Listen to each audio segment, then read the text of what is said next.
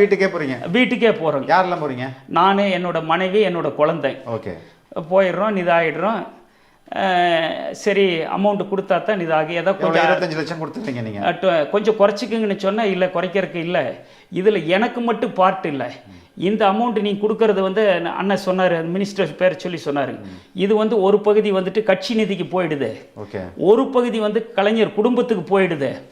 இவர் வந்து அண்ணன் வந்துட்டு கொஞ்சம் தான் எடுத்துக்கிறாரு, அதை சொல்ல சொன்னார். நீங்கள் வந்து முழுசாக அவர் எடுத்துக்கிறாருங்கிற மாதிரி தவறாக நினச்சிக்காதீங்க அப்படின்னாங்க. 25 lakhs கொடுத்துட்டேன். கொடுக்கும்போது என்னோடய குழந்தைங்க, நீங்கள் நம்ப மாட்டீங்க, அப்படியே ஒரு பையில் எடுத்துகிட்டு போகும்போது, அப்போ என்னோடய ஹார்ட்லி அந்த குழந்தைக்கு வந்துட்டு ஒரு 5 வயசுலேருந்து 6 வயசு இருக்குங்க. அப்படியே அந்த பணத்தை, அந்த பண பேக்கை அப்படியே இழுத்து பிடிக்குது சார். Mother promise. நான் வந்து ஒரு பொய் சொல்கிறதுக்காகவோ இல்லை வந்துட்டு இது அப்படியே அந்த போகிற பையன் நீங்கள் நம்ப அப்படியே இழுத்து பிடிக்குதுங்க அந்த பையன். அந்த குழந்தைக்கு அந்த வறுமை தெரியுது. இதில் எதுவுமே நான் சொல்கிறதுல எதுவுமே அவரை வந்துட்டு பொன்முடி வந்து இன்றைக்கி வந்து சிறைப்பட்டாருங்கிறதுக்காக வந்துட்டு ஜெயில் தண்டனை கொடுத்துட்டாருங்கிறக்காகவெல்லாம் நான் இந்த கதை சொல்ல வேண்டிய அவசியமே இல்லை. இந்த வரலாற்றில் இந்த நிதியை வந்து பதிவு பண்ணணும். எனக்கு என்னென்னா, இந்த லஞ்சவாதிகளால் நான் வந்து ரொம்ப பாதிச்சிருக்கிறேன். இன்றைக்கி ஒரு நாள் நான் வாழ்ந்தால் போதும் சார்.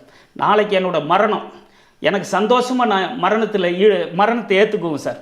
அந்த காலகட்டங்களில் யார் எத்தனை கோரி வாங்கியிருக்காருங்களோ அத்தனைக்கு இன்ட்டு போட்டிங்கன்னா 3 lakhs இன்ட்டு பர் ஏக்கர் போட்டிங்கன்னா அந்த ஹியூஜ் அமௌண்ட் வந்திருக்கு. இந்த கோர்ட்டு சொல்கிற 1.25 கோடியெல்லாம் வந்துட்டு இதெல்லாம் ஒரு இதெல்லாம் ஒன்றுமே இல்லை.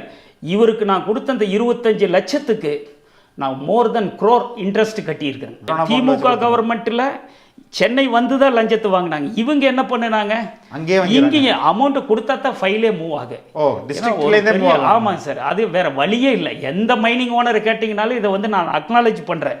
அங்கே கட்டிட்டு தான் அமௌண்ட்டை கட்டாமல் நிதே ஆகாது. லஞ்சம் வந்து இப்படியெல்லாம் வந்துட்டு ஒரு கொடூரமான முறையிலைங்க சார் வசூல். பொன்முடியோடைய பீரியட்ல ஒரு ஏக்கருக்கு குவாரி லைசன்ஸ் 3 லட்சமா இருந்தது. இப்போ சிவிஷன் போகும்போது அது அந்த ரேட் அப்படியே இருக்குதா இல்லை மாறிடுச்சுங்க சார். 4.5 லட்சம் ஒரு ஏக்கருக்கு, 4.5 லட்சம். இந்த சிவி சண்முகத்தோட பீரியடில் என்ன ஆகிடுது, கொஞ்சம் கூட குறைக்க மாட்டாருங்க சார். ஒரு அமௌண்ட் கால்குலேட் பண்ணி அந்த அமௌண்ட்டை கட்டணும். பொன்முடி காலகட்டங்களில் ஃபைல் இங்கே சென்னைக்கு வந்ததுக்கு பின்னாடி தான் லஞ்சத்தை கொடுக்கணும். நாங்கள் அதுக்குள்ளே ஒரு தயாராகிடுவோம், வெல் ப்ரிப்பேர் ஆகிடுவோம். நான் தான் ஒரு தீவிர எம்ஜிஆர் ரசிகன்னு சொல்லி கல்லாய் போன மனிதர்களாலேங்கிற அந்த பாட்டை வந்து இவருக்கு மிட் நைட்டில் அனுப்பிச்சேங்க. அடுத்த நாள் காலையில் ஒரு அமௌண்ட் வந்து பார்ட்லி கொடுத்தாருங்க சார். வாங்கி எப்படியோ இல்லை அவங்க கொடுக்கலினாருங்க. இவர் என்ன பண்ணாரோ தெரியல, இந்த டிடி வந்து சுரேஷ்குமாருங்கிறவர் வந்துட்டு எனக்கு அமௌண்ட்டு செட்டில் ஆகிடுச்சு. அப்புறம் பார்த்தாங்க போக போக கழுத கட்டு குட்டி சவரான கதையாக எல்லா துறையிலையுமே. அப்போ இவர் கேட்டு வாங்கிக்கிறாரு. யாருங்க, துரைமுருகன் வந்து இந்த பதவி, இந்த கனிமவளத்துறை வந்து கேட்டு வாங்கிக்கிறாரு.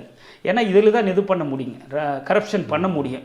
இந்த ஊழல் அதிகாரி மறுபடியும் இவர் துரைமுருகனுக்கு செல்லப்பிள்ளையா இருக்கிறார். இப்போ துரைமுருகன் பீரியட்ல எவ்வளவு ஆயிருக்கு? 6 லட்சம் பர் ஏக்கர். 6 லட்சம் 2017 இருந்துட்டு ஒரு லைசன்ஸ் இல்லைன்னா என்ன sir government? What is this government? இல்லைங்களா, இது என்ன கவர்மெண்ட்டாக நடக்குது இல்லைங்களா?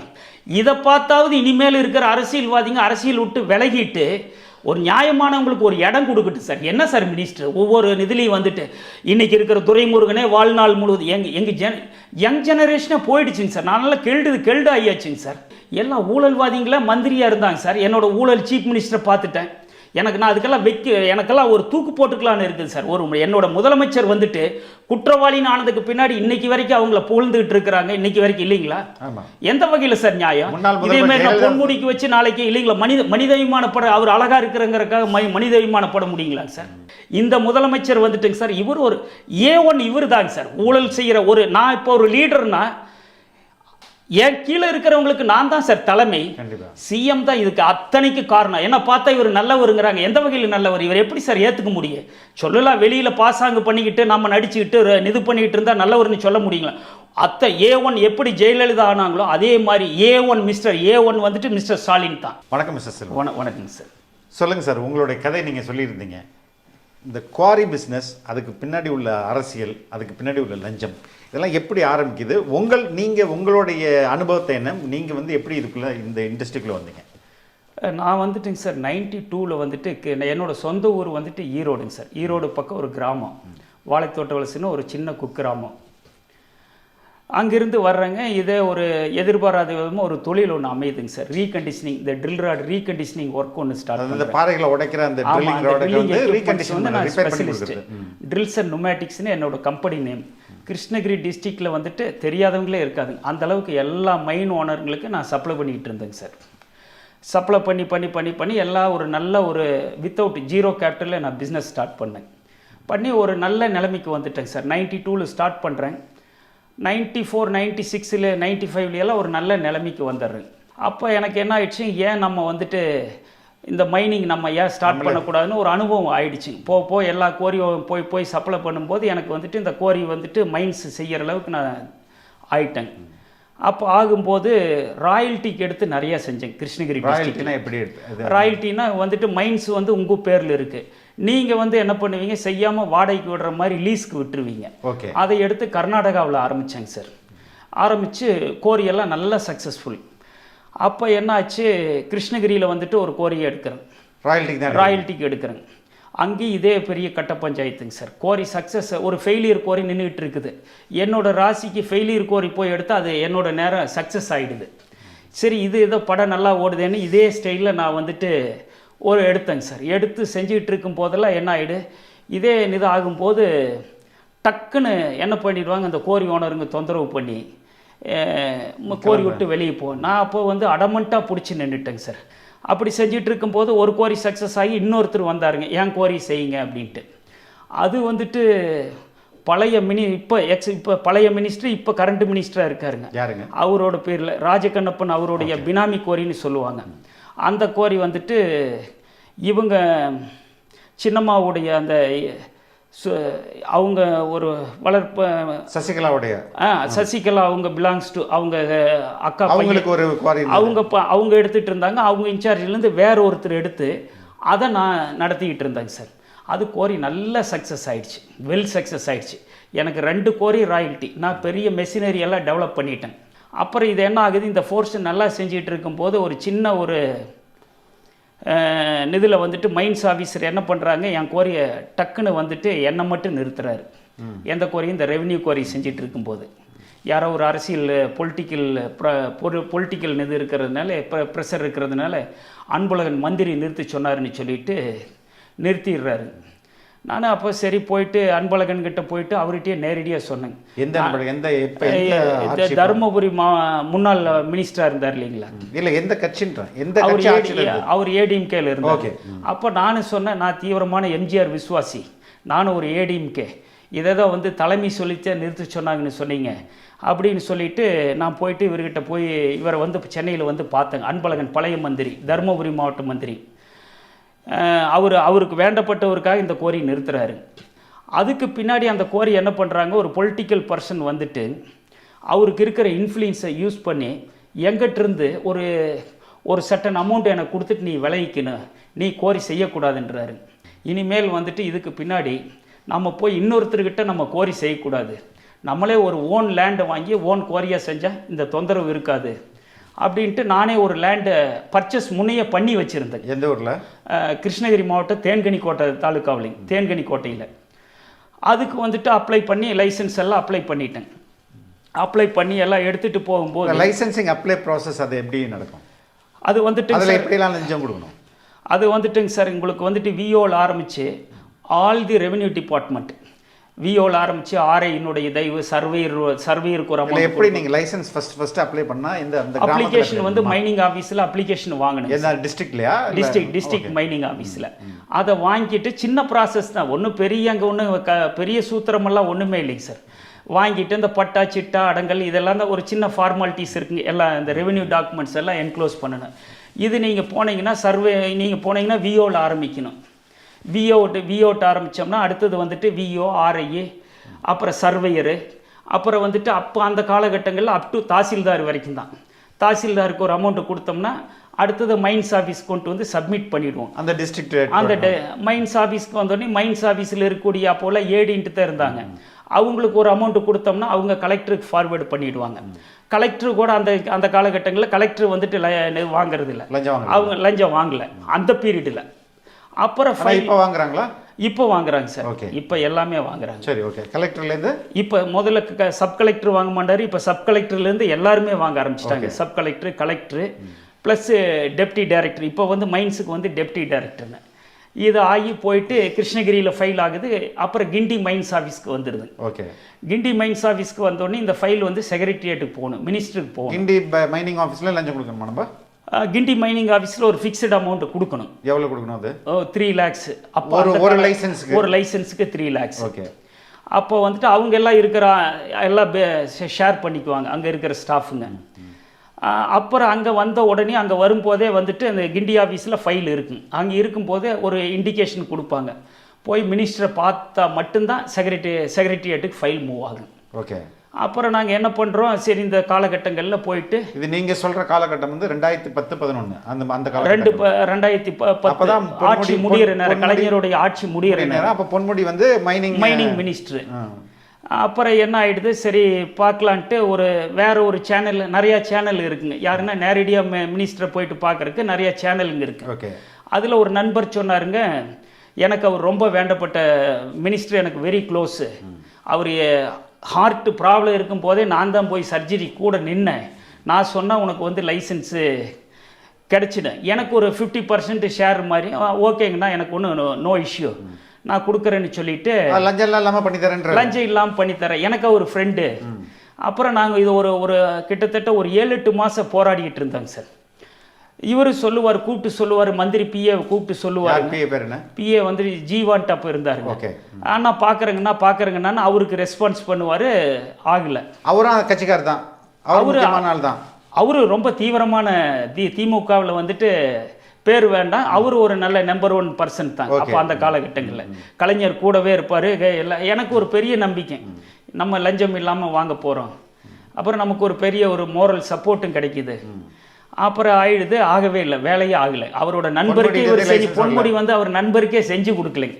இவர் என்ன பிற்காலத்தில் என்ன சொல்கிறாருங்க, நான் சொல்லி உனக்கு லைசன்ஸ் கிடச்சிருச்சு, நான் ஏதோ வந்துட்டு இவர் பேரை மிஸ்யூஸ் பண்ணி பொன்முடிக்கிட்டு இலவசமாக லைசன்ஸ் வாங்கிட்ட மாதிரி இவர் நினைக்கிறார். யார்? அவரோட நண்பர். அதெல்லாம் இல்லை. நடந்தது என்ன, அவர் அறிமுகப்படுத்தினவரை வந்துட்டு, அண்ணா நீங்கள் கொஞ்சம் அமைதியாக இருங்க, நான் ஒரு வேறு சேனலில் போகிறேன்னு சொல்லிவிட்டு நான் என்னுடைய வேற ஒரு அப்ரோச் பண்ணேன். இல்லை, இதுதான் ஏக்கருக்கு 3 லட்சம். அப்போ மார்க்கெட்டில் இவங்களுக்கு லஞ்சம் கொடுக்கறது. நான் வந்துட்டு 3.61 ஹெக்டர் அப்படின்னா ஒரு 8.5 ஏக்கருக்கு பக்கம் வரும். ஒரு 25 lakhs சம்திங் வந்தது. இந்த அமௌண்ட்டு வந்துட்டு இல்லாமல் நிதே ஆகாது, ப்ராசஸே ஆகாதுன்ட்டார். அப்போ பண்ணுற என்னோடய வீடு இருந்தது ஈரோட்டில், ஒரு வீடு, என்னோட ஒரு தோட்டம் இருந்தது. ரெண்டையும் பிளட்ஜ் பண்ணி இந்த அமௌண்ட்டை எடுத்துகிட்டு வந்துட்டு நேரு போய் விழுப்புரத்தில் பார்க்குறேங்க. ஆனால் அவர் மினிஸ்டர் நேரடியாக வாங்க மாட்டார், ஏன்னா அவர் பிஏ தான் இருப்பாங்க. அவர் பர்சனல் பிஏ வீட்டில் யாரோ ஒருத்தர் இருந்தாருங்க. அப்போ அவர் செட்டில் விளையாண்டுட்டு வந்தாருங்க. யாரு? பொன்முடி. எங்கே இது நடக்குது? இங்கே விழுப்புரத்தில் நடக்குது. வீட்டுக்கே போகிறீங்க? வீட்டுக்கே போகிறோம். யாரெல்லாம் போகிறீங்க? நான், என்னோட மனைவி, என்னோட குழந்தை. ஓகே. போகிறோம். போயிட்டு இந்த மாதிரி போயிட்டு பேசிட்டு கொஞ்சம் மினிஸ்டரை பார்க்கணும் அப்படின்னு. அவர் வீடு பழைய வீடு, ஒரு ஆர்த்தோடாக்ஸ் வீடு மாதிரி இருக்குது, அந்த காலத்தில் இருக்கிற வில்லேஜ் வீடு. போயிடுறோம், இதாகிடுறோம். சரி அமௌண்ட் கொடுத்தா தான் இதாகி, ஏதோ கொஞ்சம் 25 லட்சம் கொடுத்துருங்க நீங்கள், கொஞ்சம் குறைச்சிக்குங்கன்னு சொன்னால், இல்லை குறைக்கிறதுக்கு இல்லை, இதில் எனக்கு மட்டும் பார்ட் இல்லை, இந்த அமௌண்ட் நீங்கள் கொடுக்கறது வந்து அண்ணன் சொன்னார், மினிஸ்டர் பேர் சொல்லி சொன்னார், இது வந்து ஒரு பகுதி வந்துட்டு கட்சி நிதிக்கு போயிடுது, ஒரு பகுதி வந்து கலைஞர் குடும்பத்துக்கு போயிடுது. இவர் வந்து அண்ணன் வந்துட்டு கொஞ்சம் தான் எடுத்துக்கிறாரு, அதை சொன்னார், நீங்கள் வந்து முழுசாக அவர் எடுத்துக்கிறாருங்கிற மாரி தவறாக நினச்சிக்காதீங்க அப்படின்னாங்க. சரி, எனக்கு அது கொஞ்சம் மெர்சியாக பட்டுது, ஏன்னா எல்லாருமே ஷேர் பண்ணிக்கிறாங்க. ஏன்னா காரணம் வந்துட்டு லஞ்சம் நீ ஏன் கொடுத்தீன்னு நீங்கள் கேட்கலாம், கொடுக்காம வேலையே ஆகாது, எனக்கு வயசு வீணாகிட்டு இருக்குதுங்க. அப்புறம் ஏதோ ஒன்று ஆகுதுன்னு சொல்லிவிட்டு 25 lakhs கொடுத்துட்டேங்க. கொடுக்கும்போது என்னோடய குழந்தை, நீங்கள் நம்ப மாட்டீங்க, அப்படியே ஒரு பையில் எடுத்துகிட்டு போகும்போது, அப்போ என்னோடய ஹார்ட்லி அந்த குழந்தைக்கு வந்துட்டு ஒரு 5 வயசுலேருந்து 6 வயசு இருக்குங்க. அப்படியே அந்த பணத்தை, அந்த பண பேக்கை அப்படியே இழுத்து பிடிக்குது சார். மதர் ப்ராமிஸ், நான் வந்து ஒரு பொய் சொல்கிறதுக்காகவோ இல்லை வந்துட்டு இது அப்படியே அந்த போகிற பையன் நீங்கள் நம்ப அப்படியே இழுத்து பிடிக்குதுங்க அந்த பையன். அந்த குழந்தைக்கு அந்த வறுமை தெரியுது. அப்போ நாங்கள் அந்த சஸ்டெயின் இவ்வளவு லஞ்சத்தை, 1/4 கோடிங்கிறது அன்னைக்கு காலகட்டம் ஒரு சாதாரணமானவன், ஒரு சாதாரண விவசாய குடும்பத்திலேருந்து வர்றவங்க, 0 கேபிட்டல்லேருந்து அவன் லைஃப்பை தொடங்கினவன், அவனோட ஏழ்மை இல்லைங்களா அந்த குழந்தைக்கு தெரிஞ்சிருக்குது. 5 வயசுலேருந்து 6 அப்படியே பிடுங்குதுங்க. அந்த பிஏ எடுத்துகிட்டு வீட்டுக்குள்ளே எடுத்துகிட்டு போகிறாரு, அந்த பையன் அப்படியே போய் ஓடி பிடுங்குது சார். அப்புறம் பார்த்தோம், சரி விடுங்க, அப்படியே ஒரு மாதிரி ஆயிடுச்சு. சரி பரவாயில்ல, இது என்ன லைஃப் தொடங்குது, புதிய லைஃப் தொடங்குது, லைசன்ஸ் வந்தா அப்படின்ட்டு கொடுத்தோம். கொடுத்துட்டு வரும்போது கவர்மெண்ட் ஆட்சியோட நேரம் வந்துட்டு ஒரு 60 நாள் தான் இருக்குது. இப்போ 2011 சொல்கிறீங்க கிட்டத்தட்ட 2010 அப்புறம் வந்துட்டு 60 நாள் ஆகும்போது கவர்மெண்ட் முடிகிறதுனால யாரோ வந்துட்டு செக்ரட்டரி எல்லாம் சைன் பண்ண மாட்டேங்கிறாங்க, எலெக்ஷன் வரப்போகுது. நாங்கள் சொல்லிட்டேன், என் ஒய்ஃப் அப்போ மறுபடியும் 2வது ப்ரெக்னெண்ட்டாக இருக்காங்க, என்னுடைய 2வது குழந்தை. நாங்கள் சொல்லிட்டோம், அப்புறம் எங்களுக்கு ஒன்று அமௌண்ட்டை ரிட்டர்ன் கொடுத்துருங்க, இல்லை சைன் ஆகலை அப்படின்னா நாங்கள் வந்து உங்கள் வீட்டில் படுத்துருவோம், பொன்முடி வீட்டில் படுத்துருவோன்னே அவர் பிஏட்ட சொல்லிவிட்டேன், ஜீவாகிட்ட வந்து. அப்புறம் இதாச்சுங்க, அவர் என்ன கையை பிடிச்சாரோ காலை பிடிச்சாரோ எப்படியோ பண்ணி கடவுள் தயவில் லைசன்ஸை கொடுத்துட்டாருங்க. அப்பா எல்லாம் வட்டிக்கு 3 வட்டிக்கு வாங்கி கொடுத்தாங்க சார். இதில் எதுவுமே நான் சொல்கிறதுல எதுவுமே அவரை வந்துட்டு பொன்முடி வந்து இன்றைக்கி வந்து சிறைப்பட்டாருங்கிறதுக்காக வந்துட்டு ஜெயில் தண்டனை கொடுத்துட்டாருங்கிறதுக்காகவெல்லாம் நான் இந்த கதை சொல்ல வேண்டிய அவசியமே இல்லை. இந்த வரலாற்றில் இந்த நிதியை வந்து பதிவு பண்ணணும். எனக்கு என்னென்னா, இந்த லஞ்சவாதிகளால் நான் வந்து ரொம்ப பாதிச்சிருக்கிறேன். இன்றைக்கி ஒரு நாள் நான் வாழ்ந்தால் போதும் சார், நாளைக்கு என்னோடய மரணம் எனக்கு சந்தோஷமாக நான் மரணத்தை ஏற்றுக்குவேன் சார்.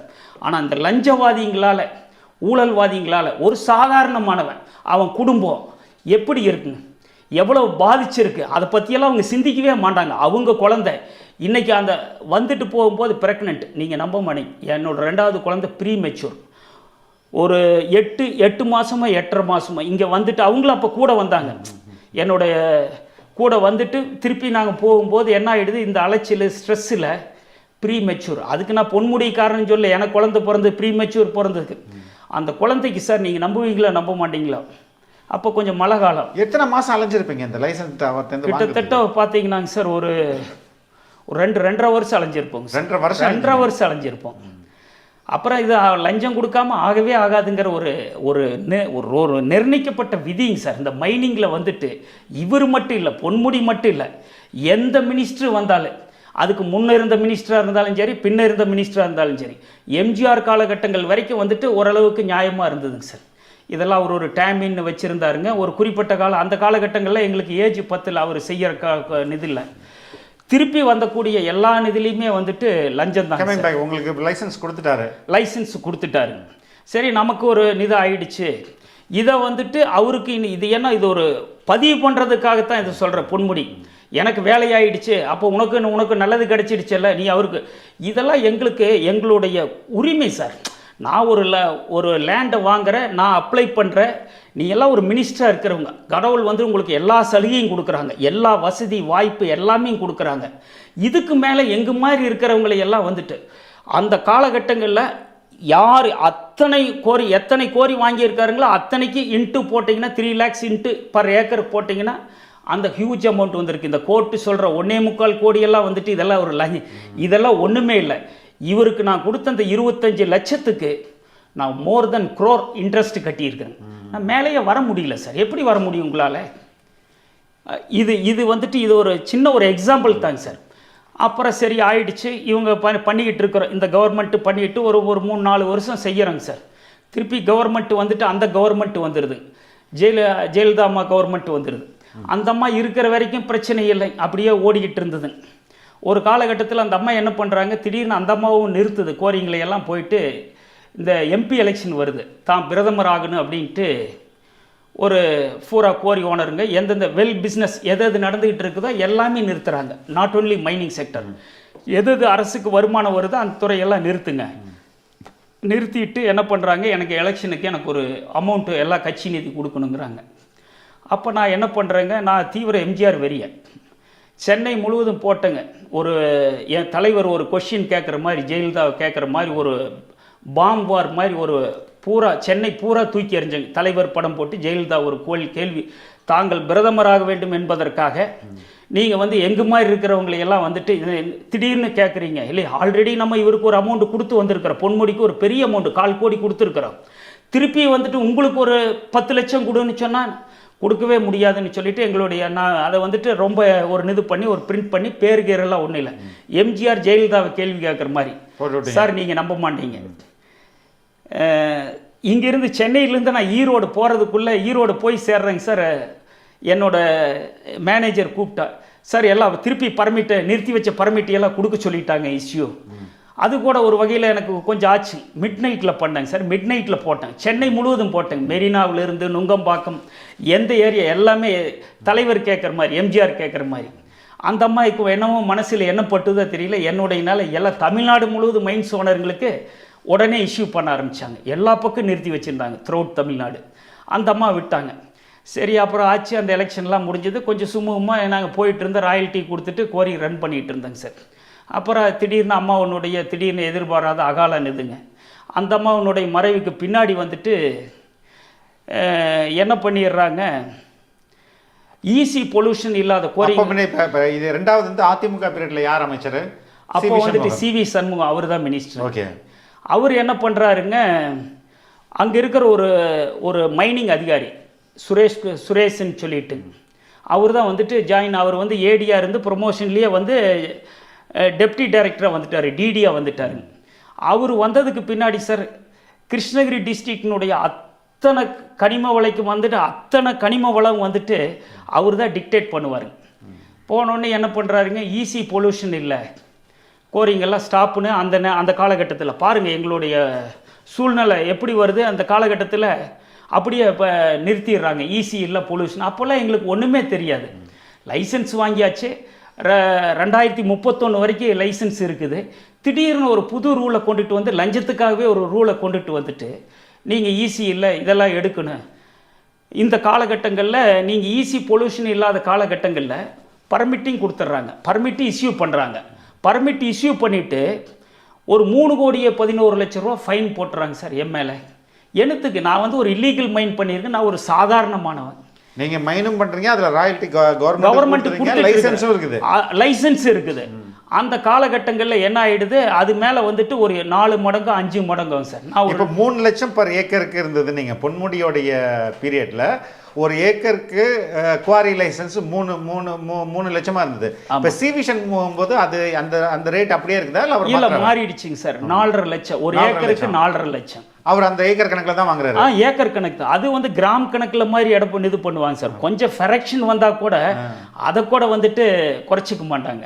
நீங்கள் இவ்வளவுன்னு கால்குலேஷன் பண்ணி இந்த சிவி சண்முகத்தோட பீரியடில் என்ன ஆகிடுது, கொஞ்சம் கூட குறைக்க மாட்டாருங்க சார். ஒரு அமௌண்ட்டு கால்குலேட் பண்ணி அந்த அமௌண்ட்டை கட்டணும். பொன்முடி காலகட்டங்களில் ஃபைல் இங்கே சென்னைக்கு வந்ததுக்கு பின்னாடி தான் லஞ்சத்தை கொடுக்கணும். நாங்கள் அதுக்குள்ளே ஒரு தயாராகிடுவோம், வெல் ப்ரிப்பேர் ஆகிடுவோம். இது என்ன ஆகுது, இவருக்கு வந்துட்டு இந்த சுரேஷுங்கிற அந்த டெப்டி டைரக்டர் என்ன பண்ணுறாருங்க, பெரிய ஊழல்வாதி. நீ போயிட்டு உடனே மினிஸ்டரோடைய பினாமி இருக்காரு, அவர் போய் இந்த ஹோட்டலில் பாருங்க.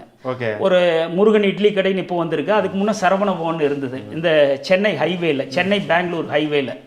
அங்கே போய் பார்த்தா இவரும் அங்கே தான் இருப்பார், அவரும் இங்கே தான் இருப்பார். ஓகே. அந்த டிடியும் டெப்டி டைரக்டரும் இருப்பார், மினிஸ்டர் சிவி சண்முகத்துடைய பினாமி அங்கே இருப்பார், அவரு இருப்பார். சரி, நான் ஐயா எப்படியோ எல்லாரும் கோரி செய்கிறாங்க. இப்போ எல்லாருமே இவங்களுக்கெல்லாம் ஒரு அமௌண்ட்டை கொடுத்துட்டு மினிஸ்டருக்கு சிவி சண்முகத்துக்கு இப்போ இவருக்கு தான் லைசன்ஸுக்கு ஒரு அமௌண்ட்டு கொடுத்தாச்சுங்க. இப்போ ஈஸி பொல்யூஷன் இல்லாத கோரிங்கெல்லாம் செய்கிறதுக்கு வந்துட்டு இல்லீகலாக செய்கிறதுக்கு இவர் போய் அவங்க மினிஸ்டருக்கு வந்து மினிஸ்டரோட பிஏ பார்த்து ஒரு அமௌண்ட்டை கொடுத்தீங்கன்னா ஒரு 25 லட்சம் அந்த கோரினோட ஹெக்டரை பொறுத்துட்டு 25 லட்சம், ஒரு 20 லட்சம், 30 லட்சம்னு கொடுன்னு இவங்க ஒரு டிமாண்ட் பண்ணுறாங்க. அப்போ நான் சொன்னேன், என்னால் இது முடியாது, என்னால் இவ்வளவு ஆல்ரெடி நான் கொடுத்து நொந்துருக்கிறேன். அப்போ உங்களால் செய்ய முடியலன்னா அது நான் உங்கள் பேட்டியிலேயே முதல்ல ஒரு பேட்டியிலே சொல்லியிருக்கிறேன், இது தேவையில்லைன்னு நான் நினைக்கிறேன். அப்புறம் வந்து இவர் ஒரு அமௌண்ட்டு சிவி சண்முகத்துக்கு கொடுங்குறாரு, நான் கொடுக்க முடியாதுன்றேன். அப்போ என்ன, நாங்கள் சொல்கிறவங்களுக்கு நீ கோரி விட்டுருங்கிறாரு, அது நடக்காதுங்கிறேன். அப்புறம் எப்படியோ ஒரு பண்ணி ஒரு பினாமி ஒருத்தர் வர்றாரு, அவர் வந்து நான் போய் மினிஸ்டருக்கு இந்த அமௌண்ட்டை கொடுத்துட்றேன், அவர் ஒரு கட்சிக்காரர், அதிமுக கட்சிக்காரர், நான் சிவி சண்முகத்துக்கு இந்த அமௌண்ட்டை கொடுத்துட்றேன்னு சொல்லிட்டு இந்த டெப்டி டைரக்டர் வழியாக, இவர் தான் புரோக்கர், இவர் தான் வாங்கி கொடுப்பாரு, அந்த அரசு அதிகாரி தான், அந்த அரசு அதிகாரி மைனிங் டெப்டி டைரக்டர். இவர் என்ன பண்ணுறாரு, வாங்கி அந்த அமௌண்ட்டை வந்துட்டு இவர் சொல்லுவார், நாங்கள் போய் அங்கே கட்டணும். இது எனக்கு பர்டன் இல்லை, உனக்கு ஒரு அமௌண்ட்டு கொடுத்துற மந்த்லிங்கிறாரு.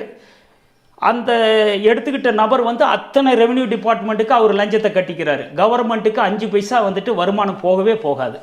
நமக்கு என்ன சார், யாரோ செய்யறாங்க, செஞ்சுட்டு போட்டு நம்ம வறுமை கோடு. நீங்க முன்னாடி எப்படி ராயல்ட்டி எடுத்தீங்களோ அதே மாதிரி உங்க எங்கிட்ட இருந்து எடுத்துறாரு. ஓகே. அப்போ எடுத்து எல்லாத்தையும் கவனிச்சிடறாரு. உங்களுக்கு காசு கொடுக்குறாரு? ஏன்னா எனக்கும் காசு கொடுத்தாருங்க சார், ஏன்னா பொய் சொல்லக்கூடாது. எனக்கு வந்து மந்த்லி கொடுத்தாருங்க. 2 லட்சம் பேசினாரு, மந்த்லி 2 லட்சம்னு. ஒரு சில காலகட்டங்களில் இதில் எல்லாத்துக்கும் 10 1 லட்சம் பாருங்க, அதையும் வாங்கிக்குவோம். எனக்கு ஒரு சிறு தொகை வந்துகிட்டு இருந்ததுங்க சார். அப்புறம் ஆட்சி இது அந்த ஆட்சி திமுக ஆட்சி அதுக்குள்ள வந்து திமுக ஆட்சி வந்து 1 மாசம் வரைக்கும் இந்த நடந்துகிட்டு இருந்தது. திமுக ஆட்சி வந்துமே 1 மாசம் வரைக்கும் நடந்துகிட்டு இருந்தது. என்ன நடந்தது? இந்த பழைய ஸ்டைல்லையே போயிட்டு இருந்தது. அப்புறம் இவங்க வந்தோடனே சரி நமக்கு நாங்கள்லாம் ஒரு இந்த காலகட்டங்களில் வெறுப்பில் இருந்து நாங்கள்லாம் ஒரு பெரிய திமுக, நான் ஒரு எம்ஜிஆர் வெறிய திமுக ஆதரவாளராக மாறிடுறோம். சரி பரவாயில்ல, திமுக ஆட்சிக்கு வந்தாக்க நல்ல விதமாக இப்போ ரெண்டாவது இப்போ வந்து துரைமுருகன் பீரியட் நீங்கள் சொல்கிறீங்க. துரைமுருகன் ஆமாங்க. போயிட்டு அது முதல் பேட்டியிலே கொடுத்துருந்தேன். அப்போ 4 மாதம்னு நினைக்கிறேன். நம்ம ரெட் பிக்ஸில் ஒரு இன்டர்வியூ கொடுத்துருந்தேன். அப்போ வந்துட்டு எதுவுமே லஞ்சமெல்லாம் தொடங்காத காலகட்டங்கள். இவர் சிஎம் வந்துட்டு ரொம்ப இதெல்லாம் சொல்லியிருந்தாருங்க. ரொம்ப மேனிஃபெஸ்டோலியெல்லாம் வந்துட்டு நான் அதை பண்ணுவேன் இதை பண்ணுவேன். இதை கனிம வளத்தை இப்படி டாஸ்மாக் மாதிரி அதே மாதிரி கனிமத்தை அரசே நடத்தும் அப்படின்ற மாதிரிலாம் எல்லாம் சொன்னாருங்க. எல்லாம் சொன்னார். அதெல்லாம் 100% எல்லாமே நல்லா சொன்னோடனே ஒரு பெரிய ஏதோ பரவாயில்ல. ஏன்னா எனக்கு என்ன ஒரு பெரிய ஆசைன்னா, கலைஞர் குடும்பம் இனி வந்துட்டு ஏதோ ஒரு காலகட்டங்களில் தவறு செஞ்சு மேலே வந்திருக்கலாம். இனிமேல் அவங்க போய் இந்த லஞ்ச லாவணியமெல்லாம் பண்ண வேண்டிய அவசியம் இல்லை. ஏன்னா அவங்க நெக்ஸ்ட் ஜென்ரேஷன் வந்தாச்சு. இனி அவங்களுக்கு பண தேவைகள் இருக்காது. இது மாதிரி தான் எங்கள் மாதிரி மிடில் கிளாஸுங்கெல்லாம் யோசனை பண்ணி டிஎம்கே வந்துட்டு கவர்மெண்ட்டை கொண்டு வந்தோம். இந்த வந்ததுக்கு பின்னாடி 4 மாதம் அவர் அப்படித்தான் பேசினாருங்க. நீ என்ன உங்களுக்கு பத்திரிக்கை துறை எல்லாமே வந்துட்டு அப்போ அவர் மேலே குறை சொல்ல முடியாத அளவுக்கு அவர் நடந்துக்கிட்டாருங்க. ஓ இப்படி ஒரு முதல்வரா அப்படிங்கிற மாதிரி. அப்புறம் பார்த்தாங்க போக போக கழுத கட்டு குட்டி சவரான கதையாக எல்லா துறையிலையுமே. அப்போ இவர் கேட்டு வாங்கிக்கிறாருங்க. யாருங்க? துரைமுருகன் வந்து இந்த பதவி இந்த கனிம வளத்துறை வந்து கேட்டு வாங்கிக்கிறாரு. ஏன்னா இதில் தான் இது பண்ண முடியுங்க, கரப்ஷன் பண்ண முடியும்.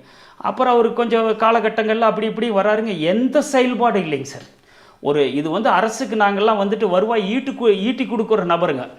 எங்களால் அரசுக்கு மாதம் 10 லட்சம் 15 லட்சம் 20 லட்சம்னு ஒரு தனிநபரால் வருங்க சார். ஆனால் இவர் என்ன பண்ணிடுறாருங்க, அவரும் கண்டுக்காமையே போயிட்டாருங்க. அந்த ஈசி பொல்யூஷன் வந்தபோது ஷார்ட் அவுட் பண்ணியிருக்கலாம். இது வந்து இவங்க நேரடியான ஊழல் எதுவுமே பண்ணல. சிவி சண்முகம் சொன்னாருங்க, காலத்தை தான் கடத்தினார். நான் இதை பண்ணிடுவேன், மைன்ஸில் அதை பண்ணிடுவேனாங்க. ஒரு இதுவும் பண்ணவே இல்லை. ரெண்டாவது துரைமுருகன் அதே மாதிரி சொல்லிட்டு கடந்த 2.5 வருஷ காலமாக வந்துட்டு ஆட்சி வீணடிச்சிட்டாருங்க அந்த டிபார்ட்மெண்ட்டுக்கு. நீங்கள் வந்து இதுக்கு இடையில புது குவாரியெல்லாம் எதுவும் அப்ளை பண்ணலையா? இந்த இடையில வந்துட்டு ஒரு புது குவாரி அப்ளை பண்ணியிருந்தாங்க சார். அதை எடுத்துட்டு அது வந்துட்டு போன அதிமுக கவர்மெண்ட்ல இருக்கும் போதே நான் இன்னொரு கோரிக்கை அப்ளை பண்ணியிருந்தேன். ஏன்னா ஒரு கோரி போனாலே இன்னொரு கோரி இருக்கட்டு, சீட்டாட்டம் மாதிரி தாங்க சார். இந்த ஆட்டத்தில் போயாச்சுன்னா அடுத்த ஆட்டத்தில் பிடிச்சிடலான்ட்டு பண்ணியிருந்தாங்க. 2017 அப்ளை பண்ணியிருந்தாங்க சார். அது ஆகி அந்த கவர்மெண்ட்டில் ஒரு சின்ன சம்பவம் நடந்தது. அது அவங்களுக்கும் கொடுத்தாங்க, ஒரு அமௌண்ட்டை கொடுத்து. ஏடிஎம்கே கவர்மெண்ட்டில் 21.5 லட்சம் கொடுத்தாங்க. அவருடைய பினாமி தான் வாங்கி இவருக்கு தான் இது பண்ணாரு. ஆனால் இந்த துறை இவரோட டைரக்ஷனில் தான் கொடுத்தாங்க. யார்? இந்த மைனிங் அதிகாரி இருந்தாரு இல்லை, டெப்டி டைரக்டர். இவர் என்ன பண்ணுறாருங்க, இது ஃபைலெல்லாம் அனுப்பிச்சி விட்டுறாருங்க. அப்போ போயிடுது அமௌண்ட்டை வந்து. அதை நான் சொன்னேன் இல்லைங்களா, திமுக கவர்மெண்ட்டில் சென்னை வந்து தான் லஞ்சத்தை வாங்கினாங்க. இவங்க என்ன பண்ணினாங்க, இங்கேயே அமௌண்ட்டை கொடுத்தா தான் ஃபைலே மூவ் ஆகும். ஆமாங்க சார், அது வேற வழியே இல்லை. எந்த மைனிங் ஓனரை கேட்டிங்கனாலும் இதை வந்து நான் அக்னாலேஜ் பண்ணுறேன். அங்கே கட்டிட்டு தான் அமௌண்ட்டு கட்டாமல் இதே ஆகாது. லஞ்சம் வந்து இப்படியெல்லாம் வந்துட்டு ஒரு கொடூரமான முறை இல்லைங்க சார் வசூல். அதில் இந்த அதிகாரி வந்து மிகப்பெரிய கொடூரமான ஆள். யார்? DD, deputy director. சரி போயிடுது, ஃபைல் போயிடுது. அங்கே போகிறாங்க, எல்லாம் இது பண்ணி செக்ரட்டரி லெவலுக்கு போயாச்சு. காரணம் வந்துட்டு செக்ரட்டரி வந்துட்டு ஏதோ ஒரு காரணம் சொல்கிறாருங்க. இந்த ஈசி பொல்யூஷன் இருக்குது, இவர் மேலே அபராதம் இருக்குது, கொடுக்க முடியாதுங்கிறாங்க. நான் ரொம்ப என்ன பண்ணுறதுனே எனக்கு தெரியல, நிலகுலைஞ்சு போயிட்டேங்க. அது எனக்கு எங்கிட்ட கையில் காசு இல்லை. எல்லாம் வாங்கி அசோசியேட் அவனை பார்ட்னராக போடுறேன்னு சொல்லி அவங்கவுங்க கொடுத்த தொகையை வச்சு தான் கொடுத்தாங்க. ஒரு முட்டுச்சந்தில் நின்று தான் இவர் அதிகாரி வாங்கினார் பணத்தை. இவர் அதிகாரின்னா நேரடியாக வாங்க மாட்டார். இந்த சுரேஷ்குமார் அவர் ஒரு ரெஃபர் பண்ணுவாருங்க, இவங்களுக்கு பண்ணுங்க. இவர் வருவார், இவர்கிட்ட ஆனந்துங்கிற அந்த பினாமியிட்டையும் நேரடியாக கொடுக்கறக்கு விட மாட்டார். இது எல்லாமே முட்டுச்சந்தில் நடக்கிற சமாச்சாரம். சரி, அதுலேருந்து அவர் ஒரு ஆஃபீஸே வச்சுருந்தாருங்க. யாருங்க? இந்த டிடி மைன்ஸ் ஆஃபீஸர் வந்துட்டு கிருஷ்ணகிரி ஃபாரஸ்ட் ஆஃபீஸ் பக்கம் ஒரு முட்டுச்சந்து இருக்குதுங்க. அந்த முட்டுச்சந்துக்குள்ளே இவருக்கு ஒரு பர்சனல் ஆஃபீஸ். அங்கே வந்து ஒரு சில இந்த டிரைவர்ஸுங்க இவங்கெல்லாம் இருப்பாங்க, இந்த லாரி ஓட்டுற டிரைவருங்க, கல் எடுத்துகிட்டு போகிறவங்க. இவர் ஒரு ரவுடி எலிமெண்ட்டை வச்சுட்டு இருப்பார். சரி கொடுத்தாச்சு, இதாச்சு, எல்லாம் ஆச்சு, ஃபைல் போயாச்சு, லைசன்ஸ் வந்துருன்னு ஒரு காத்துக்கிட்டு இருந்தால் லைசன்ஸ் வரல. அப்போ வந்துட்டு சரி என்ன பண்ணுறதுனே எனக்கு தெரியல. இந்த அதிகாரியை வந்துட்டு கொடுத்த இவர் தானே இருக்காங்க, இல்லை அப்புறம் அந்த பினாமியை போயிட்டு இந்தமாரி அமௌண்ட்டு கொடுத்துடுங்க அப்படின்னு சொன்னால் எலெக்ஷன் வேறு வந்துருச்சுங்க. அப்போ ஒரு எலெக்ஷன் எம்பி எலெக்ஷனே என்னமோன்னு நினைக்கிறேன், சாரி. இல்லை இதெல்லாம் கட்சி நிதிக்கு சேர்த்திக்கிறோன்னு. இல்லை நான் அந்த நிலைமையில் இல்லை, கட்சிக்கெல்லாம் நிதி கொடுக்குற அளவுக்குலாம் இவ்வளவு இல்லை. நான் 10 லட்சம் நீ கோரி செய்ய இல்லீக்கலாக கோரி செஞ்சு நீங்கள் தானே ஒரு வருமானத்தை வாங்கிட்டு இல்லீக்கலாக செய்ய வச்சிங்க. நான் இதில் என்னுடைய தவறுகள் இல்லை, வேறு வழி இல்லை, எங்களுக்கெல்லாம் வேறு வழியே இல்லை. அதனால் கோரி நடந்துகிட்டு இருந்தது. நான் போய் டைரெக்டாக இன்வால்வ் ஆகி கோரி செய்யலை. சொல்லி கிள்ளி அப்புறம் பார்த்தா அவர் கொஞ்சம் மிரட்ட ஆரம்பிச்சிட்டாருங்க என்னை அந்த பினாமி. அதுக்கெல்லாம் நம்ம பயப்படுறதில்லை, ஏன்னா நம்ம மரண தைரியமான ஆள். நம்ம ஆல்ரெடி டெட் பாடி தான் இருக்குதுங்க. இனி போயிட்டு இவர் சொல்கிறதுனால அவர் சொல்கிறதுனால எனக்கு பயம்ங்கிறதே எனக்கு வாழ்க்கையில் இல்லை.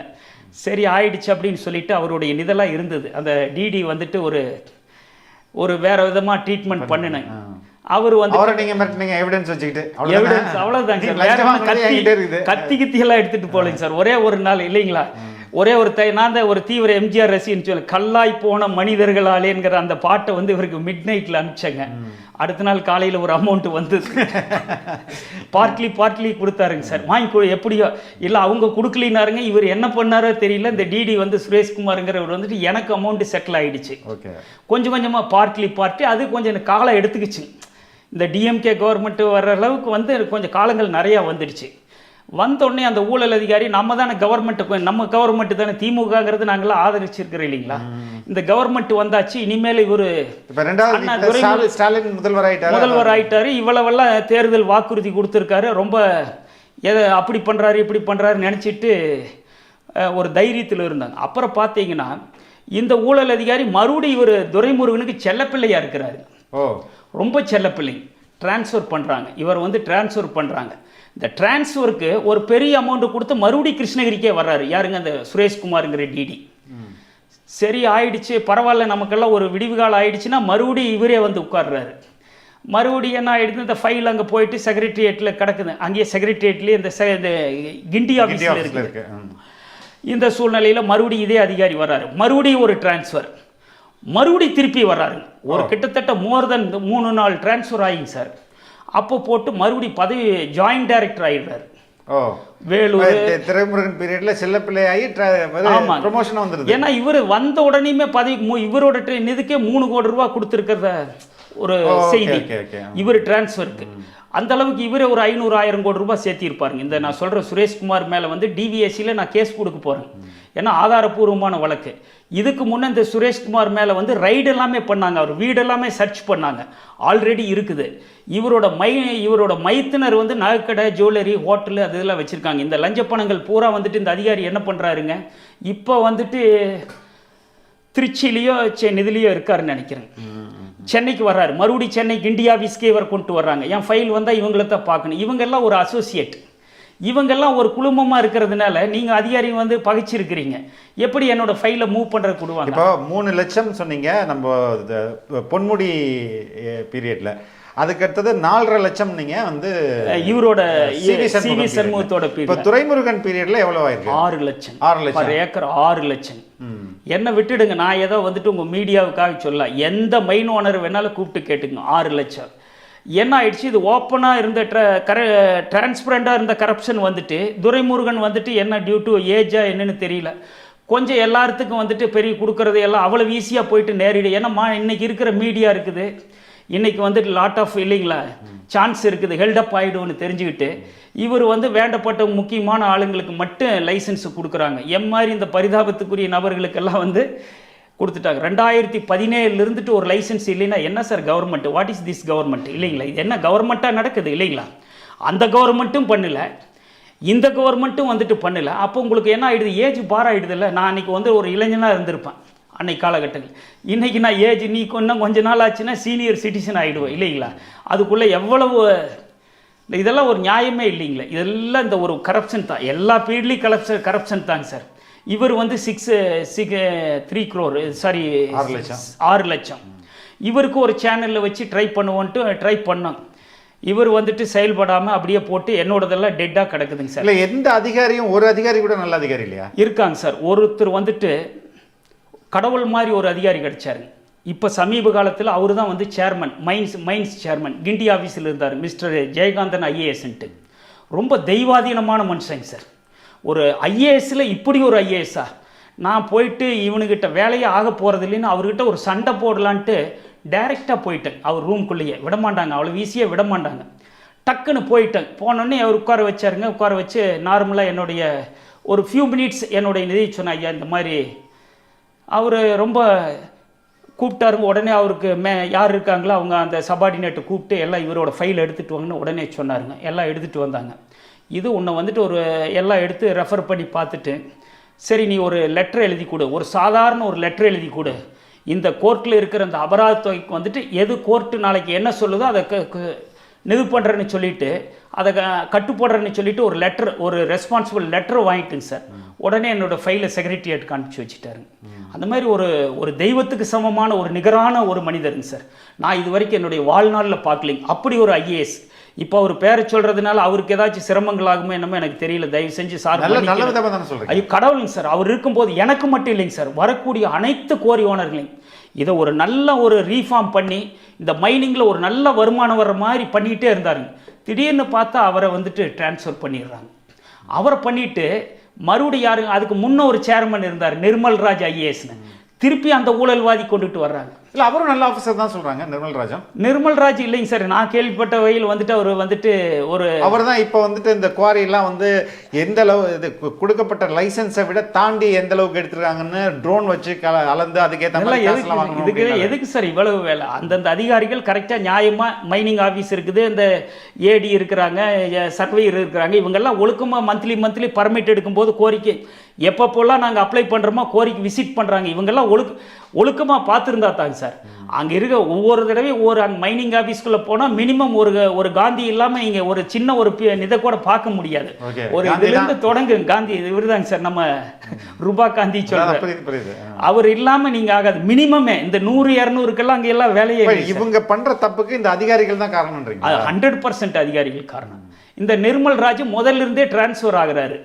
மறுபடியும் ஏங்க சார் இதே நிர்மல்ராஜ் வர்றாருங்க. யாருங்க? ஜெயகாந்தன் ஐஏஎஸ் நல்லவர், அவ்வளோ பண்ணினவர். அவரை வந்துட்டு டிரான்ஸ்ஃபர் பண்ண வேண்டிய அவசியமே இல்லைங்க. அவர் நிறைய சேஞ்சஸ் கொண்டு வந்தாருங்க இந்த நிதியில் வந்துட்டு நிறையா பண்ணுறதுக்காக. ஒரு பைசா காசு வாங்கலை சார்.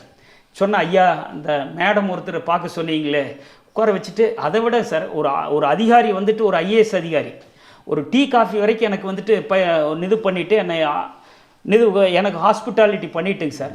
கடைசியாக சொன்னாங்க என்னால் ஐயா அந்த மேடம் ஒரே ஒரு வார்த்தை, நீ தேங்க்ஸ் மட்டும் சொன்னீங்கன்னா போதும், வேற நீ ஒன்றும் பண்ண வேண்டானாரு. ஏன்னா நமக்கு எனக்கு ஒரு நம்பிக்கை வந்துருச்சு. சரி ஏதோ ஒரு கடை லைசன்ஸ் வந்துருச்சு லைசன்ஸ் வரல. இந்த ஃபைல் இவர்கிட்ட இருந்து மூவ் ஆயிடுச்சு. செக்ரட்டரியேட்டுக்கு போயாச்சு. அங்கே தூங்குது செக்ரட்டரியேட்டில். இல்லை அங்கே போயிட்டு அங்கேயும் ஒரு கதை இருக்குதுங்க சார். செக்ரட்டரியேட்டுக்கு போயாச்சு, அண்டர் செக்ரட்டரியேட் இருக்குது. இனி செக்ரட்டரிக்கு போகணும். நான் போயிட்டு ஐயா வந்தாச்சு, சரி இதுக்கு மேலே நீ பார்த்துக்கிட்டாருங்க. ஜெயகாந்தன் சார் வந்துட்டு இதுக்கு மேலே நீ பார்த்து போய்க்க அப்படின்ட்டாருங்க. அப்புறம் அங்கே போனால் எனக்கு ஃபைல் மூவ் ஆகுது. ஏன்னு கேளுங்க, காசு கொடுக்காம எப்படி உங்களுக்கு ஆகுது? மினிஸ்டருக்கு துரைமுருகனுக்கு பணம் கொடுத்துருந்தா தான் நீங்கள் உங்களுக்கு அது ஃபைல் இதாகு. அங்கே போனால் அவர் என்ன ஆகுறாருங்க, அவங்க வந்துட்டு நான் போனேன்னா இவர் ஐயா அனுப்பிச்ச தயவில் அவங்க என்ன பண்ணிடுறாங்க, அண்டர் செக்ரட்டரி தெரியாமல் செக்ரட்டரிக்கு ரெஃபர் பண்ணிடுறாங்க. ஓகே, செக்ரட்டரிக்கு போய் ஒரு 2 நாள் என்ன பண்ணுறாருங்க, சைன் பண்ணிட்டாருன்னா என்னோட கதையே முடிஞ்சிடுச்சு, எனக்கு ஃப்ரீ லைசன்ஸ் கிடச்சிருக்கு. அவர் என்ன பண்ணுறாருங்க, கிருஷ்ணன் ஐஏஎஸ்ன்னு இருந்தார். ஒரு பேட்டியில் கூட துரைமுருகன் அவரே சொல்லியிருக்காருங்க, அவருக்கு ஒன்றுமே தெரியாது அப்படின்னு ரொம்ப ஒரு நக்கலாக சிரிப்பாருங்க. நானும் என்ன நினச்சிட்டு இந்த கிருஷ்ணனுக்கு ஒன்றும் தெரியாது நம்மளுக்கு சைன் ஆகி வந்துட்டுன்னு இருந்தால் அவர் என்ன பண்ணுறாருங்க, 2வது நாள் எந்த விதமான நோட்டும் போடாமல் கிண்டி ஆஃபீஸ்க்கு ஃபைலை தூக்கி கொடுத்துட்றாரு, திருப்பி ரிட்டர்ன் பண்ணிடுறாரு. இல்லை அவர் என்ன இது பணம் கொடுக்கல, எதுவும் ஆகலை, ஒன்றும் இல்லை, பார்க்குறக்கு இது பண்ணலைங்க சார். கிருஷ்ணன் ஐஏஎஸ் வந்துட்டு இந்த மாதிரி பண்ணி மறுபடியும் இங்கே வந்துடுது எந்த காரணம் இல்லாமல். இனி நான் இதை வந்துட்டு இப்போ கிண்டி ஆஃபீஸில் மறுபடியும் பழைய இடத்துக்கே வந்து நிர்மல்ராஜ்கிட்ட இருக்குது. நான் நிர்மல்ராஜ் பார்க்கவும் இல்லை, அவர் போய் அப்ரோச்சும் பண்ணலைங்க. இப்போ ரீசெண்டாக வந்துட்டு பூஜா குல்கர்னின்ட்டு ஒரு ஐஏஎஸ் வந்தாங்க சேர்மன். இதே வேகத்தில் நான் சரி அந்த அவர் தான் போயிட்டார் நிர்மல்ராஜ் சரியில்லைன்னு எனக்கு கிடைச்ச மெசேஜ் வரைக்கும் அவர் வந்து சரியான நபர் இல்லைன்னு இருக்காங்க. ட்ரான்ஸ்ஃபர் மறுபடியும் அவரே வர்றாரு. அப்புறம் திருப்பி என்ன ஆகுறாங்க, இவங்களை போயிட்டு பார்க்கலான்னு பார்க்குறக்கு விடலை. அதிகாரி வந்துட்டு தடுத்து நிறுத்துறாங்க. அம்மா இப்போ தான் புதுசாக வந்திருக்கிறாங்க, அவங்களுக்கு சரி புதுசாக வந்தால் அந்த துறையை தெரிஞ்சுக்கிறதுக்கு கொஞ்சம் நாள் எடுக்கு, இருந்தாலும் பரவாயில்ல எனக்கு வந்துட்டு அம்மாவை பார்த்துட்டு போனேன். ஏன்னா இவரை பார்த்து தைரியம், ஜெயகாந்தன் ஐஏஎஸை பார்த்த தைரியத்தில் அம்மாவை பார்த்துடலான்ட்டு போகிறேன். அம்மா பார்க்கல. ஆனால் அம்மா என்ன பண்ணுறாங்க, ஒருத்தர் மிஸ்டர் முருகானந்தம்னு, அவர் தான் அடிஷ்னல் டைரக்டர் இப்போ, அவரை பார்க்க சொல்கிறாங்க. அவர் தான் என்னோடய ஃபைலை நிறுத்தி வைக்கிறக்கே மூல காரணமே அவர் தான். ஏன் அது என்னன்னு தெரியல. இவங்க இந்த பழைய அதிகாரிகளையெல்லாம் நான் வந்துட்டு கொஞ்சம் மைனிங்கில் நான் கொஞ்சம் பகைச்சிக்கிட்டேன் இல்லைங்களா. இந்த காரணத்தில் இந்த முருகானந்தத்துக்கு எனக்கு எந்த வரவு செலவு இல்லை, டீலிங் இல்லை. இவர் என்ன பண்ணுறாருங்க, நீங்கள் அம்மா ஒன்றும் இல்லை, அம்மா சொல்லிட்டாங்க, நான் உங்களுக்கு இந்த மைனிங் லைசன்ஸ் கொடுத்துட்றேன், மைனிங் இல்லை பழைய கோரிய அந்த மைனிங் பிளான் ஈஸி பொல்யூஷனை ரெட்டிஃபை பண்ணி கொடுத்துட்றேன் அப்படின்னு சொல்லிட்டு கிட்டத்தட்ட ஒரு 4-5 மாதமாக இழுத்து அடிக்கிறாரு. 5ஆவது மாதம் என்னங்கிறாரு, ஒரு 4 மாதத்துக்கு பின்னாடி என்னங்கிறாரு, இல்லை உங்கள் மேலே ஃபைன் இருக்குது, தாசில்தாரை வச்சு கிருஷ்ணகிரி டிஸ்ட்ரிக்ட் அந்த தேங்கனிக்கோட்டை தாசில்தாரை வச்சு மறுபடியும் உங்கள் நிலத்தையெல்லாம் ஜப்தி பண்ண சொல்லி எனக்கு ஒரு லெட்டர் வந்திருக்குது. இதனால் இது ஒன்று அப்ரூவல் பண்ண முடியாது, மைனிங் பிளானை அப்ரூவல் பண்ணவே முடியாது. சார் நீங்கள் 1 நாள் 2 நாள் இல்லை, கிட்டத்தட்ட 5 வருஷமாக சஃபர் ஆகிட்டு இருக்கிற 2031 வரைக்கும் லைசன்ஸ் இருக்குது. இந்த நிது தவறு என்னோடது இல்லை, கவர்மெண்ட் தவறு பண்ணியிருக்குது. இந்த 3,11 லட்சம் ரூபாங்கிறது நான் ஊழல் பண்ணியிருக்கணும், கரப்ஷன் பண்ணியிருக்கணும், இல்லீகல் மைனிங் பண்ணியிருக்கணும். நான் அரசுக்கு எங்கிட்டேருந்து ஒரு வருவாயையும் எடுத்துக்கிட்டு என்னை குற்றவாளி ஆக்குறீங்க. என்னை மட்டும் இல்லை, மைன்ஸ் ஓனர் த்ரூஅவுட் தமிழ்நாடு முழுவதும் குற்றவாளி ஆக்கியிருக்கிறீங்க. நல்லா ஒரு இது பண்ணி பாருங்கள் இல்லையா, ஒரு நியாயமாக தோணுதா? எங்களுக்கு தெரியுது, நீங்கள் கோர்ட்டில் போய் கோர்ட்டில் ரெமெடியே கிடைக்காதுங்க. நீதிபதிங்களுக்கு என்ன சார், மைன்ஸை பற்றி என்ன நீதிபதிங்களுக்கு என்ன தெரியும்? சரி, இப்போ நீங்கள் இவ்வளோ கரப்ஷன் இருக்கும்போது பொன்முடியை மட்டும் தான் அவர் என் வாழ்க்கையே தொலைச்சிட்டாரு அப்படின்ற மாதிரி தான் நீங்கள் இல்லை, அப்படி சொல்ல வரலைங்க. அவர் ஒரு இன்னைக்கு இது ஆயிட்டாருங்கிறதுக்காக அவருக்கு ஒரு தண்டனை கிடைச்சது. இது வரலாற்றில் பதிவு பண்ணணுங்க சார். இதை பார்த்தாவது இனிமேல் இருக்கிற அரசியல்வாதிங்க அரசியல் விட்டு விலகிட்டு ஒரு நியாயமானவங்களுக்கு ஒரு இடம் கொடுக்கட்டு சார். என்ன சார் மினிஸ்டர் ஒவ்வொரு நிதிலையும் இன்னைக்கு இருக்கிற துரைமுருகனே வாழ்நாள் முழுவதும் எங்கள் யங் ஜெனரேஷனே போயிடுச்சுங்க சார். நான் நல்லா கெல்டு ஆகியாச்சுங்க சார். அடுத்தது இன்னைக்கு இருக்கிற இவரே KKSSRே மந்திரியாக இருப்பார், முத்துசாமியே ஒரு இருப்பாங்க இல்லைங்களா. இனி அடுத்தது இவங்களை விடுங்க, இவங்க மேலே இருக்கிற வெறுப்பில் வந்தாங்கன்னு வைங்க, பழைய CV சண்முகமே எனக்கு மந்திரி, எல்லாம் ஊழல்வாதிங்களா மந்திரியாக இருந்தாங்க சார். என்னோட ஊழல் சீஃப் மினிஸ்டரை பார்த்துட்டேன். நான் அதுக்கெல்லாம் எனக்கெல்லாம் ஒரு தூக்கு போட்டுக்கலான்னு இருக்குது சார். என்னோட முதலமைச்சர் குற்றவாளின்னு ஆனதுக்கு பின்னாடி இன்னைக்கு வரைக்கும் அவங்கள புகழ்ந்துகிட்டு இருக்கிறாங்க, இன்னைக்கு வரைக்கும் இல்லைங்களா. எந்த வகையில் சார் நியாயம்? இதே மாதிரி நான் பொன்முடிக்கு வச்சு நாளைக்கு இல்லைங்களா மனிதவிமானப்பட அவர் அழகா இருக்கிறங்கிறக்காக மனிதவிமானப்பட முடியுங்களா சார்? அதெல்லாம் இல்லை. இன்னைக்கு சொசைட்டியில் இருக்குது. இந்த தண்டனையே வெண்ணெய் வச்சுட்டு தீர்ப்பு கொடுத்துருக்காங்க சார். இதே நான் சொல்கிறேன், திருடனுங்களுக்கு நீ இந்த ஜட்ஜ்மெண்ட்டை கொடு, அவனுக்கு ஒரு மாதம் இன்னொரு மாதம் சேர்ந்து கொடு, லேட்டாக அவனும் ஒரு கொள்ளக்காரன் தானே, அவனும் லேட்டாக ஜாயின் பண்ணிட்டு நீதிபதி தண்டனை கொடுத்துருக்காரு, பயந்து கொடுத்துருக்காரு, குற்றவாளிக்கு பயந்த தண்டனை. இது என் மேலே கண்டம் ஆஃப் த கோர்ட் வந்தால் கூட எனக்கு கவலைகளை வைங்க. ஆல்ரெடி எது நடந்தாலும் பரவாயில்ல, தெரியுதுங்களா. காரணம் என்னென்னா, ஒரு குற்றவாளி கொடுக்கும் போதுங்க சார், அவர் ஏஜ் கணக்கு என்ன ஊழல் பண்ணும்போது நாங்களாம் வரும். இன்னைக்கு என் குழந்தை சார் கார்டனிங் ஒர்க் பண்ணிட்டு இருக்கிறேன் அயர்லாண்டில், வரும் என்ன சொல்லுங்க பார்க்கல. என் ஒய்ஃபு 2 குழந்தைங்களை நான் 5 பைசா அனுப்புறதில்லை. எப்படி சார் எப்படி சார் அந்த ஃபேமிலி என்ன சார் ஆகி என்னை விட்டு தள்ளுங்க. இன்னும் என் மாதிரி இருக்கிற மைனிங் கஸ்டமர் வேறவங்களை கூப்பிட்டு கேளுங்க. எல்லாரும் எப்படி இன்னைக்கு நடு ரோட்டுக்கு ஆயிட்டாங்க. எல்லாம் ஒரு 7-10 வருஷம் தொழில் செய்யலினா என்ன சார் திடீர்னு என்ன நடக்கணும்னு சொல்றீங்க? எப்படி நடக்கணும் இந்த தொழில்? இந்த இனிமேல் சார் இந்த கவர்மெண்ட் DMK ஆகிட்டு இனி ஃபர்தராக ADMK வந்தால் கூட சரிங்க சார். இனிமேல் இதெல்லாம் உருப்படி ஆக போகிறது இல்லைங்க சார். இந்த கரப்ஷனுக்கு எதிராக மக்கள் புரட்சி வெடிக்கணுங்க சார். மக்கள் புரட்சி ஊழலுக்கு எப்படி ஊழல்னு தெரிஞ்சால் நான் எனக்கு என்னோட சுயநலத்துக்காகவெல்லாம் இது இங்கே ஆதங்கத்தை கொட்டல சார். ஊழலுக்கு எதிரான மக்கள் புரட்சி வெடிக்கணும் சார். ஊழல் கொடுக்குற ஒவ்வொருத்தரும் ஊழலால் பாதிச்சவனுக்கு தான் அந்த வழி தெரியும். இன்றைக்கி நம்ம ஊழலிருந்து வெளியிலிருந்து பார்க்குற வெகுஜனத்துக்கு தெரியாதுங்க. அதே மாதிரி கூட்டணி கட்சியில் இருக்கிறவங்களுக்கும் அதை பற்றி ஊழலை பற்றியே யாரும் பேசுறது இல்லை சார். எல்லாம் பேசுகிறாங்க, எல்லாம் போயிட்டு வாங்குறத வாங்கிக்கிட்டு கூட அசோசியேட் பண்ணிகிட்டு இருக்கிறாங்க. ஏன் ஊழலை பற்றி பேசுங்களேன், அப்போ தானே நாளைக்கு நாங்கள் ஓட்டு போடுறவங்க மனம் மாறி போடுவோம். சொல்லுங்கள் பார்க்கலாம். ஊழலை பற்றி யாருமே பேசுறது இல்லை சார். இது ஊழலுக்கு எதிராக மக்கள் புரட்சி வெடிக்கணும், இளைஞர்களுக்கு வரணும். இளைஞர்கள் பாவம் இன்றைக்கி இருக்கிறவங்க டெண்டர் சைல்டுங்க, அதுகளுக்கு it will take some time. அது அவங்களே திங்க் பண்ணுவாங்க. அவங்களுக்கு நம்ம முன்னுதாரணமாக இருக்குன்னு சார். இது எனக்கு சமூகத்தில் இது நான் 1 நாள் 2 நாள் இல்லை சார். நம்ம மிஸ்டர் சகாயம் சார் வர்றதுக்கு முன்னாடி இருந்து எங்கிட்ட ஆதாரங்கள் இருக்குது. இத்தனை கோடி ரூபா ஊழல்னு நம்ம எழுதுவோம். அதெல்லாம் வேலைக்கு ஆகிறது இல்லை சார். அரசினுடைய கவனத்துக்கு நான் கிட்டத்தட்ட ஒரு 20-25 வருஷ காலமாக அந்த மைனிங் போராடி இருக்கிறேங்க. ஏகப்பட்ட கம்ப்ளைண்ட் கொடுத்துருக்கிற அரசுக்கு நேரடியாக 1% கூட இது வரைக்கும். பாப்பா, உங்களுடைய இந்த பேட்டி எந்த அளவுக்கு அரசு காதுகளில் விழுன்னு விழாது சார். அவர் காது போயிடுச்சு சார். முதலமைச்சருக்கு காது செவிடாயிடுச்சு.